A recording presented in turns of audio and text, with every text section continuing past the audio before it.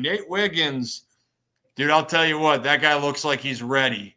He looks the part. He looked comfortable. He looked aware.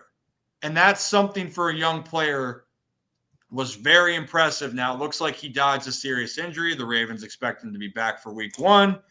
So, Kev, I mean, not taking away from anybody else on the first game, but if that was the one takeaway, it's that Nate Wiggins looks to be a big player for Baltimore if he's fully ready to go.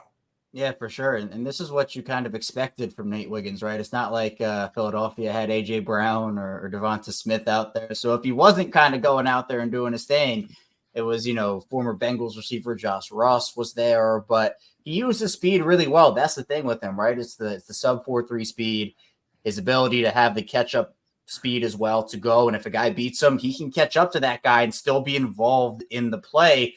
Wiggins had 3 pass breakups on the stat sheet. I think a lot of people saw 4, but he wasn't credited for one of them. And then he also was throwing his weight around. He doesn't really have a lot of it, but he was being physical. And I think a lot of people, when they see these slender cornerback builds, or at least guys they're not as bulked up. I think another former Raven that had that same build was Marcus Peters. But the difference between Marcus Peters and Nate Wiggins is that sometimes Marcus Peters would take some plays off, make some business decisions, wouldn't really be involved in the tackling phase of the game, at least not as much as the team and obviously fans would have liked. But Nate Wiggins plays with a chip on his shoulder. He plays with physicality, and he just goes in there. He is a certified dog. Like, you want to talk about a dog, he is a dog. So from what I saw from him, he was everything and more. And I thought that this is exactly what you wanted to see if you're the Ravens for an NFL debut. Yeah. And my favorite part about Nate Wiggins and what I saw was it wasn't the pass breakups. It wasn't, you talked about it. I think he had 4 as well. We saw a lot of times where he was just locked down in coverage.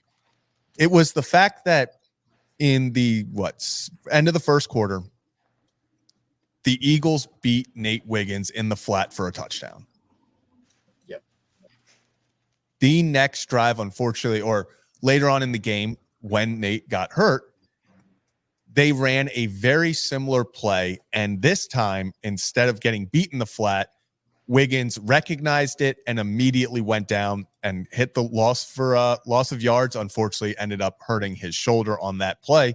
But it was the quick learning from Nate Wiggins, where I've seen a lot of people talking about the things you want to see. Like, yes, as you said, Kevin, you kind of hope that he looks like that against the roster that was up against him with the Eagles.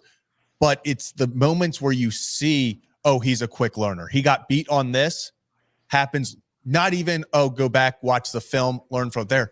It's real time. He's going, okay, I got to be aware of the flat now. I got to go, in this situation, I got to make sure I'm on that. He was a little late getting there on the touchdown. You see him right at the end kind of come in, try to cut it off. Rest of the game in the flat, he was making tackles behind the line. He was the first guy there. And you could just see, like, throughout the game, he was learning and improving. And that's what my biggest takeaway is. Man, this guy, you talked about it, Kevin. The raw athleticism is off the charts. If that ability to learn on the fly, get better with each rep continues, this is a guy who's got all the makings to be a top corner in this league. Could you tell that Nate Wiggins was ready to take the football field as a pro for the first time? 3 pass breakups on that first drive. He plays with swagger. He plays with a chip on his shoulder. And you could see it's coming from the draft. That's where this stems from, because he didn't think he should have dropped to 30. He was waiting. He said in his opening press conference, he got a little ticked off, ended up taking a trip to the bathroom because he was like probably thinking, oh, my phone's not going to ring right here. And who called? The Ravens ended up calling him up. And I think they have a dog in Nate Wiggins. I really do. And the knock on him was he's a bit undersized. You know what? You can't teach the athleticism and the speed that this dude has. The chase down, just go back and watch the college tape, him chasing down players. It's incredible, the track down ability he has. And he's only going to learn, like you talked about, Zach, and you as well, Kevin, over time. I think this dude is a perfect fit for Baltimore in the Ravens secondary. And I think you're looking at a cornerback 1 in the near future. Obviously, he's a rookie. We'll see how it pans out when he's facing off against ones. This was a preseason game. But Nate Wiggins, I mean, Obviously, it's not crazy to say he's a first round pick. This dude has such a bright future ahead, though. Yeah.